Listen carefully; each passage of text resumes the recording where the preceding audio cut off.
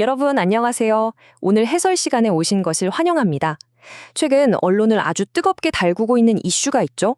바로 삼성전자 노사 갈등인데요. 아마 다들 기사로 한 번쯤은 스쳐 지나가듯 보셨을 겁니다. 오늘은 자극적인 헤드라인은 잠깐 내려놓고 이 복잡한 갈등 이면에 숨겨진 진짜 현실을 구조적으로 싹 파헤쳐보려고 합니다. 도대체 표면적인 뉴스 뒤에 어떤 얽히고 설킨 지배구조와 노동 이슈들이 숨어 있는지 저와 함께 명확하고 객관적으로 짚어보시죠. 오늘 우리가 빠르게 훑어볼 로드맵입니다. 1. 미디어 프레임 너머. 2. 보상 투명성 요구. 3. HBM 성공과 보상 논리. 4. 경영진 책임과 임금 격차. 그리고 5. 공정한 분배를 위한 길. 이렇게 5가지로 나눠서 객관적으로 짚어보겠습니다. 자, 그럼 바로 첫 번째 섹션 들어갑니다. 미디어 프레임 너머 도대체 어디까지가 사실이고 허구인지 한번 분리해볼까요? 45조 원. 와, 정말 입이 떡 벌어지는 숫자죠. 최근 여러 매체에서 노조 측의 요구를 설명할 때 가장 앞세우는 수치입니다. 기사만 딱 보면 마치 직원들이 회사에 당장 이 천문학적인 현금을 우리한테 다 내놔라 하고 억지를 부리는 것처럼 보일 수 있어요. 하지만 과연 그게 사실일까요? 이 숫자가 대중의 오해를 확 불러일으킨 결정적인 프레임이라는 걸 일단 머릿속에 기억해 두셔야 합니다. 언론은 자꾸 당장 45조 원을 달라는 무리한 요구 프레임을 씌우곤 하는데요. 하지만 소스 자료를 보면 실제 노조의 핵심 요구는 전혀 다릅니다. 이들은 당장 막대한 돈을 맹목적으로 달라는 게 아니에요. 핵심은 앞으로의 성과급 지급 기준을 모두가 납득할 수 있도록 구조적인 제도화와 투명성을 확실하게 세워달라는 겁니다. 바로 이게 이번 분쟁의 진짜 본질인 셈이죠.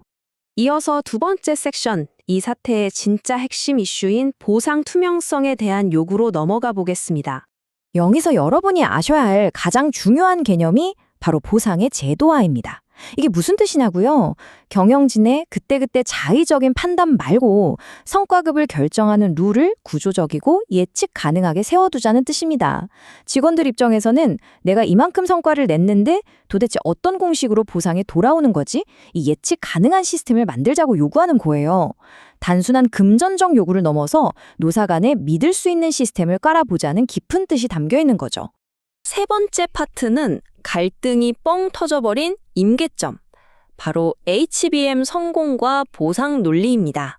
반도체 산업에서 거대한 혁신은 혼자서는 절대 불가능하죠. 철저한 협업의 결과물입니다. 먼저 1단계, R&D 엔지니어들이 HBM이라는 엄청난 기술을 개발해냅니다. 하지만 2단계로 양산 엔지니어들이 이 복잡한 기술을 실제 공정에 세팅하고 대규모로 쫙쫙 뽑아내야만 비로소 회사의 막대한 이익으로 연결되잖아요. 이 두 그룹 간의 협업이 너무나 필수적이기 때문에 양쪽 모두 자신들이 만든 이 거대한 성과에 대해 상한선 없는 정당한 보상을 받아야 한다고 강력히 주장하고 있는 겁니다. 그런데 현실에서 진짜 뼈아픈 마찰이 바로 이 지점에서 일어납니다. 이렇게 큰 성복을 거뒀는데도 적절한 보상 없이 아예 팀 전체가 뿔뿔이 흩어지고 해체되는 일이 발생한 거예요. 이게 조직 내부에서 엄청난 파장을 불렀겠죠. 경영진이 직원들의 직접적인 기여를 제대로 보상하지 못했다는 거센 비판의 도화선이 된 겁니다. 회사를 향한 헌신, 그리고 보상이라는 굳건해야 할 신뢰의 고리가 툭 끊어지는 결정적인 장면이 된 셈입니다. 흔히들 요즘 AI가 워낙 발달하니까 첨단 무인 설비 도입하면 기계가 알아서 다 완벽하게 생산하는 거 아니야? 라는 이론적인 환상을 갖기 쉬운데요. 현장 상황은 완전히 다릅니다. 그 첨단 설비에서 수시로 터져나오는 복잡한 문제들과 변수들, 그거 결국 밤새워가며 끈질기게 해결하는 건 인간 엔지니어들의 능력입니다. 화려한 자동화 기술 뒤에는 결국 사람의 헌신과 가치가 절대적이라는 걸 너무나 잘 보여주는 대목이죠. 네 번째 섹션입니다. 경영진의 책임과 임금 격차, 노사 간의 소통이 왜 이렇게 단절되고 있는지 짚어보겠습니다. 소스 자료에 따르면 현재 이 갈등 위기에 대한 경영진의 접근 방식은 크게 3가지로 요약됩니다. 첫째, 지속적으로 법적인 대응에 의존한다. 둘째, 열린 대화보다는 소송을 선호하는 경향이 있다. 셋째, 노조 측에서 제기한 4가지 핵심 반박을 명확하게 인정하지 않는다. 이런 방어적이고 법률적인 태도가 오히려 노사 간의 소통을 꽉 막아버리고 양측의 불신을 걷잡을 수 없이 키우는 원인이 되고 있다고 분석하고 있습니다. 그래서 결국 가장 중요한 포인트가 뭐냐? 바로 이 보상 구조의 불균형입니다. 임원진과 일반 직원의 급여 구조를 딱 비교해보면 차이가 엄청 확연해요. 임원진의 급여는 매우 유연하고 성과에 따른 보상에 아예 상한선이 없어요. 반면에 일반 직원들은 꽤 엄격하고 임의적인 규칙의 적용을 받으면서 아무리 역대급 성과를 내도 성과급의 단단한 상한선, 즉 캡이 씌워져 있습니다. 같은 회사의 성공을 위해 뛰는데 과실을 나누는 기준이 너무 불균형하다는 것. 바로 이게 직원들의 좌절감을 키우는 아주 뼈아픈 구조적 원인입니다. 자, 이제 마지막 5번째 섹션입니다. 공정한 분배를 위한 길. 앞으로 어떻게 나아가야 할지 전망해 보겠습니다. 우리가 진짜 흔하게 하는 오해 중 하나가요. 직원들 성과금 많이 챙겨주면 주주 배당금이 줄어드니까 노사는 무조건 적이다 라는 프레임입니다. 그런데 여기서 꼭 짚고 넘어가야 할 아주 인상적인 문장이 하나 있습니다. 주주는 이해관계자 공동체의 일원이지 노동자의 적이 아니다.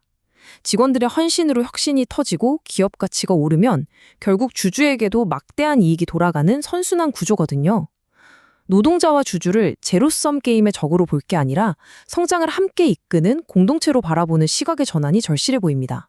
그럼 실제로 글로벌 탑티어 기업들은 이윤을 공정하게 나누기 위해 어떤 방식을 쓰고 있을까요? 자료에 아주 좋은 벤치마크들이 제시되어 있습니다. 첫째, RSU, 즉 양도 제한 조건부 주식입니다. 장기 성과를 주식으로 줘서 회사 성장과 직원 이익을 아예 묶어버리는 거죠.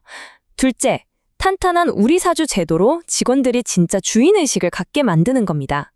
그리고 마지막으로 투명하게 공식화된 이윤 공유 지표를 확립하는 거죠.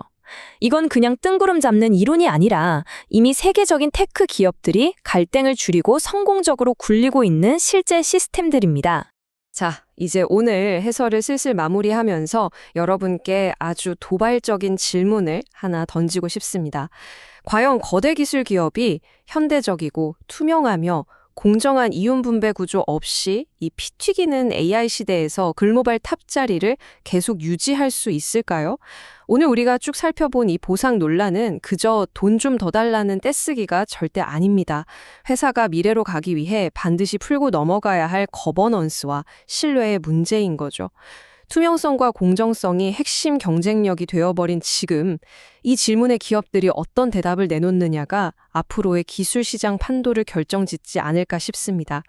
오늘 준비한 해설은 여기까지입니다. 이 복잡한 사안을 이해하는 데 쏠쏠한 도움이 되셨기를 바라며 끝까지 함께해 주셔서 정말 감사합니다.